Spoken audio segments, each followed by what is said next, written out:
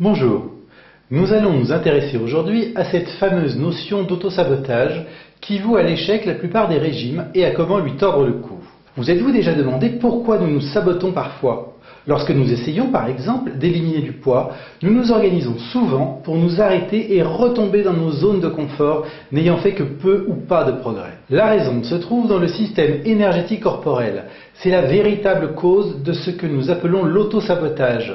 C'est la raison pour laquelle nous semblons parfois être notre pire ennemi et n'arrivons pas à atteindre ces changements auxquels nous aspirons.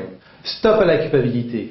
Il est primordial de bien comprendre que si vous n'arrivez pas à éliminer définitivement votre poids, ce n'est pas votre faute.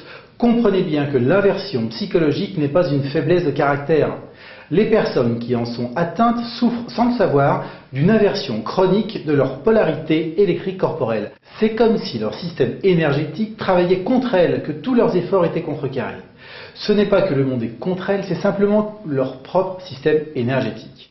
La plupart des personnes savent au moins intuitivement que leurs pensées négatives freinent leur progrès. Jusqu'à maintenant, personne n'avait pu expliquer comment la pensée négative créait ces blocages, et personne n'avait trouvé un moyen vraiment efficace de les corriger. La phase de préparation de l'EFT s'occupe des deux. À bientôt!